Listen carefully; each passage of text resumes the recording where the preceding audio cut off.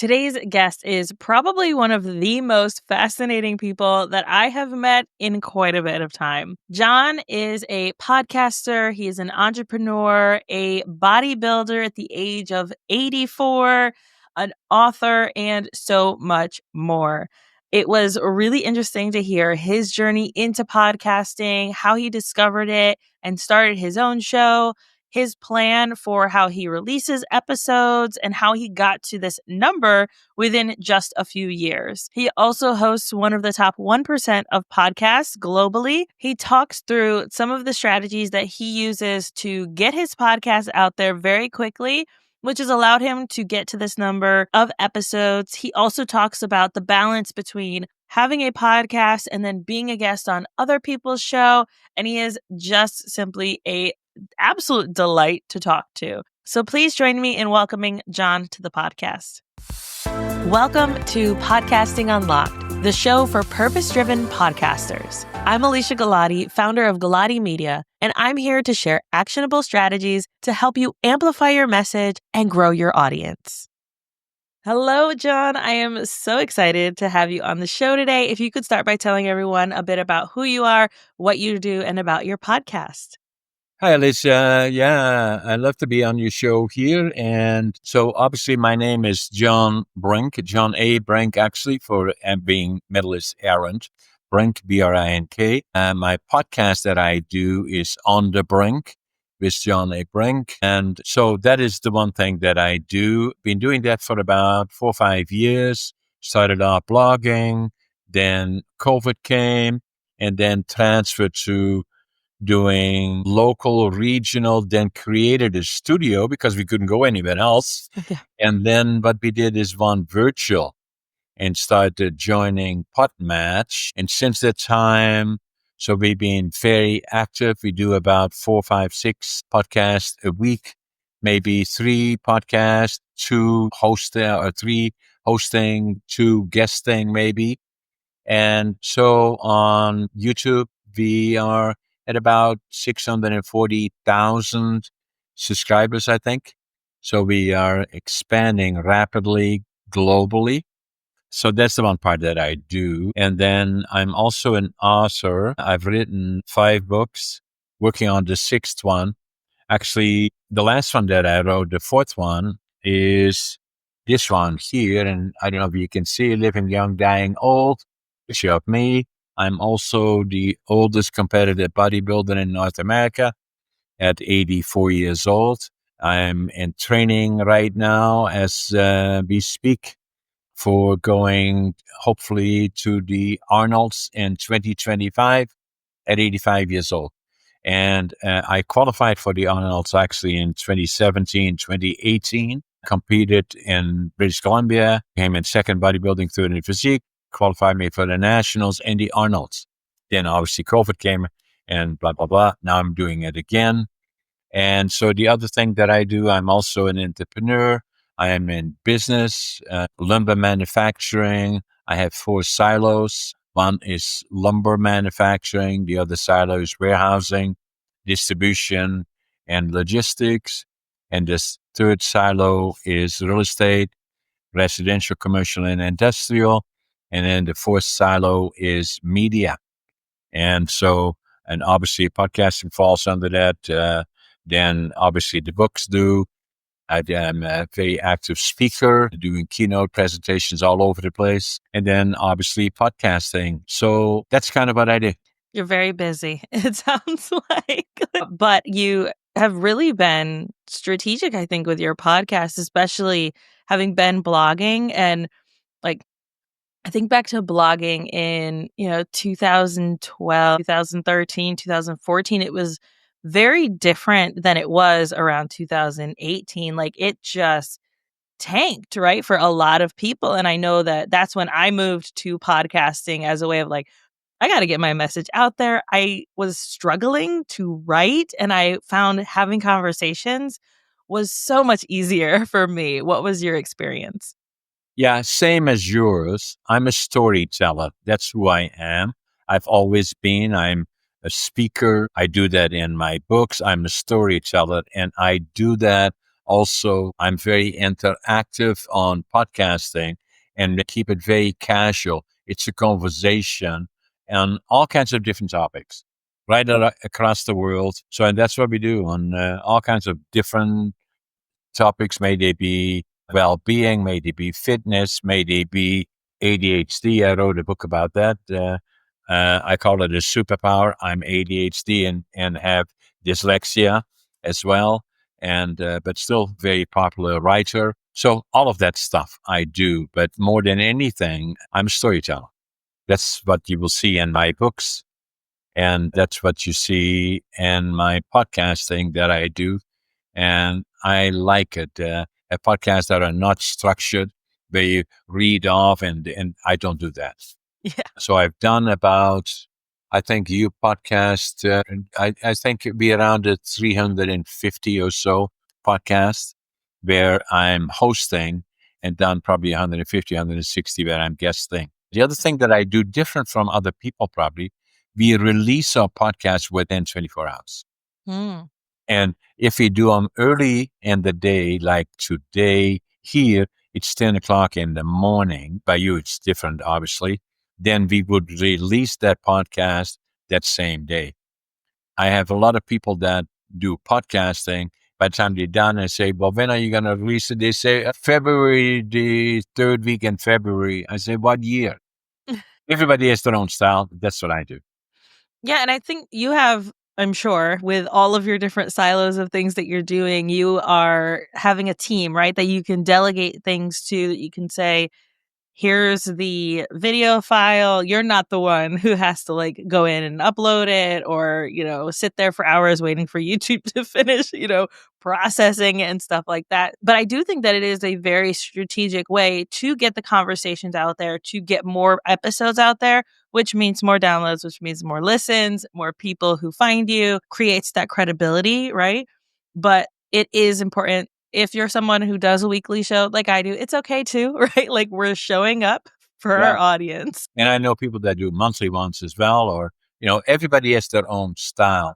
But there is no question in my mind about it that when it first started, 3, 4, 5 years ago, podcasting went virtual and pod matching became very interesting, that it is still, even still today, at only the beginning. And although we are one of the top 1% podcasters globally, but it's still opening up. And I like that. And we're going to be very active in it. Yeah, I think that a lot of this was something that I put in my 2025 projections for podcasting is I think that we're going to see an increase in podcasts very similar to what we saw in 2020.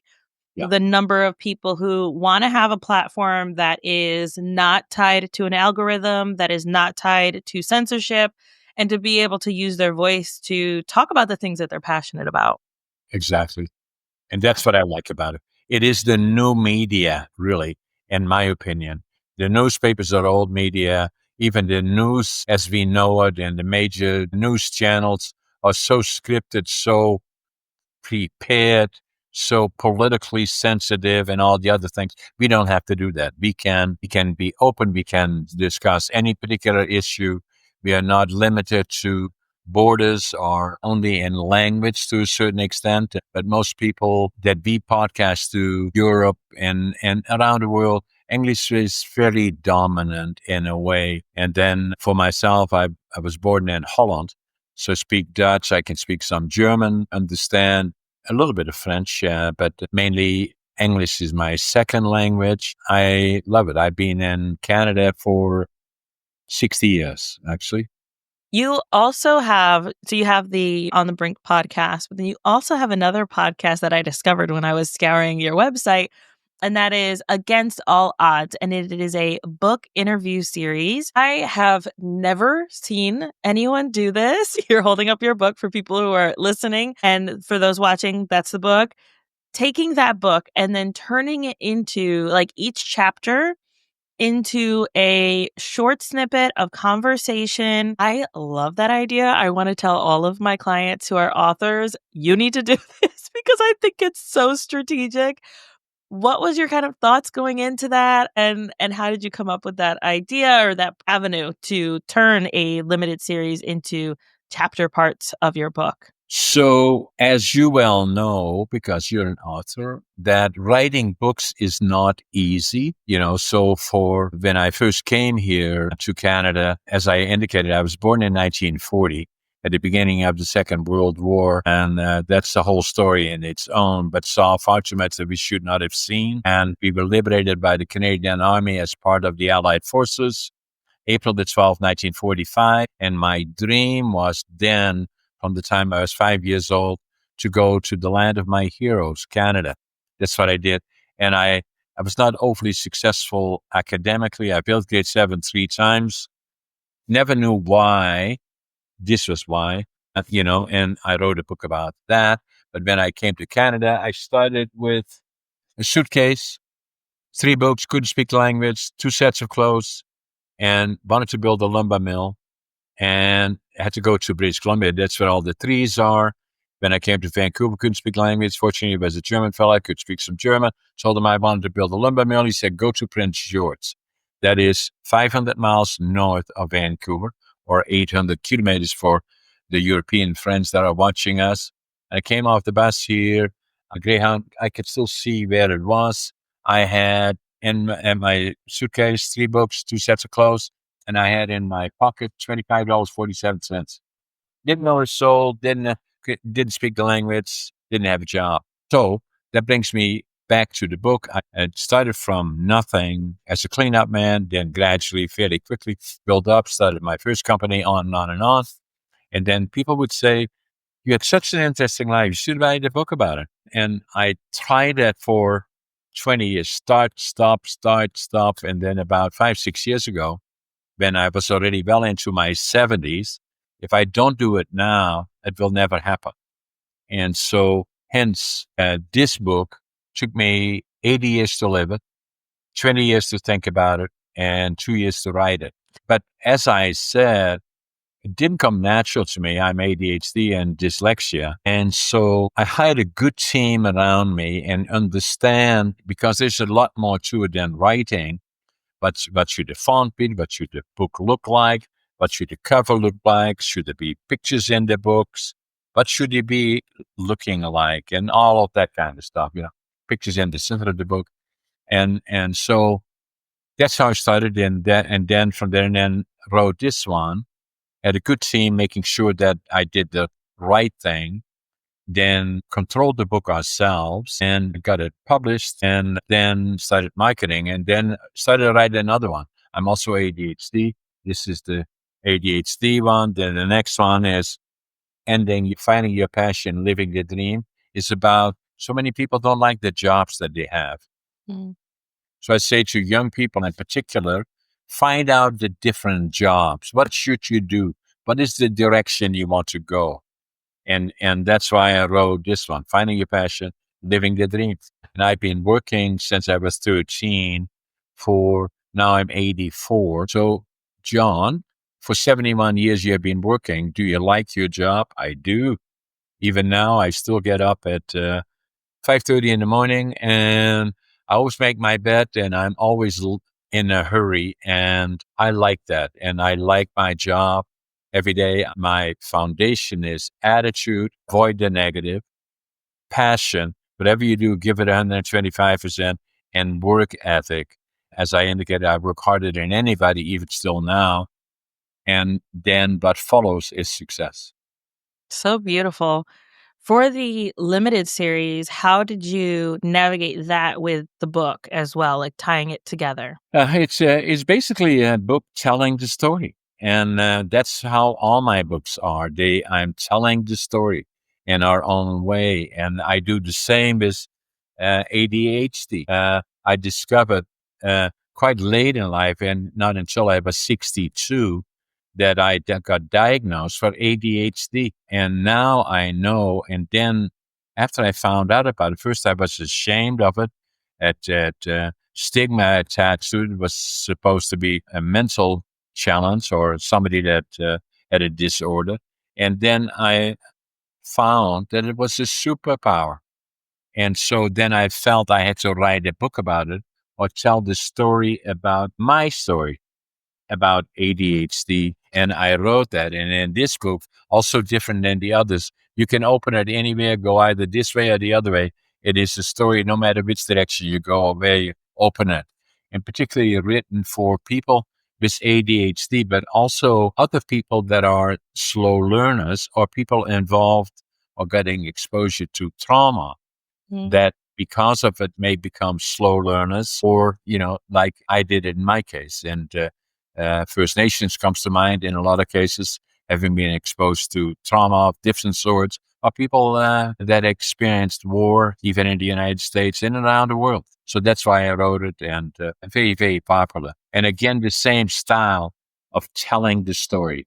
I think that it's really important that when we're sharing our story, that we're sharing it from a place of vulnerability and going deep, right? From what you're talking about, a lot of your content, a lot of your books and the storytelling, you're not telling surface level stuff. You're talking about deep experiences that other people can connect with. And I think that's so powerful when you're a podcaster. And I think that it's such an important part of podcasting and what allows you to set yourself apart. Exactly. How do you pull those stories from your guests? Because you have a lot of guests. And I'm just curious how you kind of navigate that as you're talking to them and pulling their story out to tell it. I'm just being me, so that's who I am. And I have a natural interest in my guest. I'm not just here. I want to do that podcast, so I have to go from question to question, and before you even, and then we go to the next question. And I don't do that. Obviously, I've looked at your bio, and that is important for me to know. And then for the rest, we started the podcast, and that's what I've been doing with. Nearly 350 podcasts. And whatever happens, happens. And usually we don't do virtually any editing on our podcast. The only time that we nearly did is that I started a podcast, I introduced my guest, and then all of a sudden we had an earthquake and the whole this building started shaking. And I said, Yes. I didn't swear, but I said, "Oh my God, what did happen?" And then afterwards, saying, "Well, should we cut it out?" And I said, "No, we'll leave it in." So we left it in. I forget how which podcast it is, but a couple of hundred ago. So for the rest, seldom do we do any changes to the podcast. The podcast is what it is, but I'm being me, and I have an interest in all those areas that we discuss or new areas that I'm finding out. And I'm trying to have a conversation in which we both feel comfortable. I'm Mhm. not worried about, will she ask me something that I don't have the answer to? But, I don't do that. It's me. And I'm sitting here with you. We just met. We will be friends afterwards. I know we will be. And so we have that kind of a conversation. Yeah, I love that about podcasting. And I'm sure you've seen that from going from more in person conversations to virtual, just this ability to connect with other people who have either shared experiences or different experiences from us, and to be able to make connections that can last a lifetime. I know that I have friends that I started talking to through podcasting. I have never met them, but they send me voice messages on a daily basis and we talk all the time. And like, I wouldn't have that without podcasting. And the amazing part about it, Alicia, it's only at the beginning. And then the other part amazing about it is that technology, not all this long ago, 5, 6, 7, 8 years ago, you couldn't have done this virtual. And so I'm sitting here and doing this. I'm a guest on your podcast. So I'm sitting where I normally sit if I'm podcasting. And behind you, I'm just going to turn you around, is my television set. And I'm turning you around in my studio here. So you see, there is normally I'm sitting behind you now, and the person that I'm interviewing is on that television. So that's kind of what we do. And so what then happened is 3, 4, 5 years ago is that virtual watching CNN, ABC, all the other ones that we watch, you see people from all over the world on the same screen. And There used to be a lot of hiccups with it. All of a sudden, but not now. It's virtually, flawless. And so you can have that person or a couple of persons, if you wish, from all over the world. So I may do one podcast in Australia, and the same day or the following day, I may do somebody from Athens, Greece, on a whole different topic. We may be talking about entrepreneurship. Health and fitness to me is very, very important on that topic. And then general topics about trauma and challenges, confidence issues, all of that, relationships, anything can happen, right? And so the challenge in podcasting is the way we do it is that you never quite know what will happen. I've been in podcasts that I'm really excited about it. And all of a sudden I'm expecting the other person to respond, but they don't say anything. But I have to be ready I don't panic about it. I know anything that happens, I can deal with. Yeah, there's so much navigating that goes into being a guest or being a host, being on either side of that table. I remember, like, from the host side, interviewing someone that every time I started talking, she looked down at her phone. And I was like, this is really difficult because I need like that energetic connection, even if it's virtual. I need to be able to see that there's engagement. And so that was really difficult for me. Or when I was a guest one time on a show and the guy kind of just leans back in his chair and he's kind of swiveling and I'm like, I get it. I have attention issues as well. But like just try to give me a little bit of something, please. But yeah, you never know what you're going to get.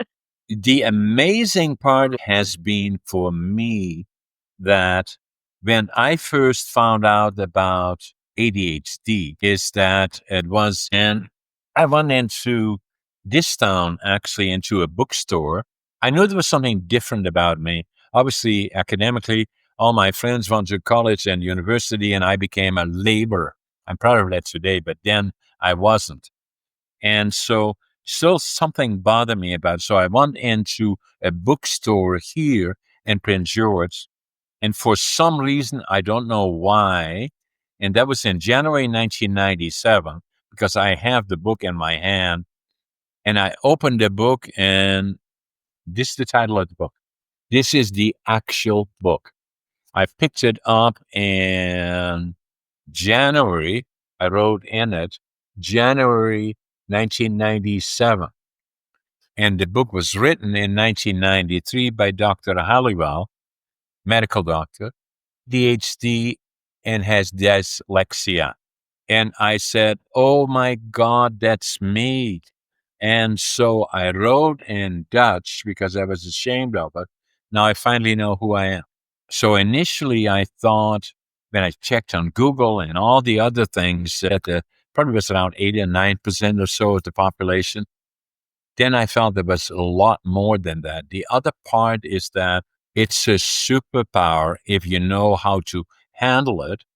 And if you look at my podcast, 203 on the Brink, for the guest watching us, by John A. Brink, it's an interview that I do with Dr. Halliwell that wrote the book in 1993. I bought it in 1997. It changed my life. And the interview was interesting because he's the expert, not me, other than living it. And I said that I believe that probably 20% of the population, in my mind, are ADHD globally, male, female, same, different, but same. And he said, no, John, I think it is more than 25%. I agree with them. The other part that I concluded is that I've been involved in businesses, boards of directors, man, a lot of people that are very, very successful. And I found and concluded, at least I suggested to Dr. Halliwell from my experience, that probably 50% of the people that are successful entrepreneurs or business people are ADHD. He said, no, John, 75%. I agree with him. And so now what happens frequently, very frequently, I interview people on my podcast. I talk about ADHD and all the other kind of stuff that I talk about that say, I've never told anybody, but I believe I'm ADHD as well. Happens over and over and over and over again.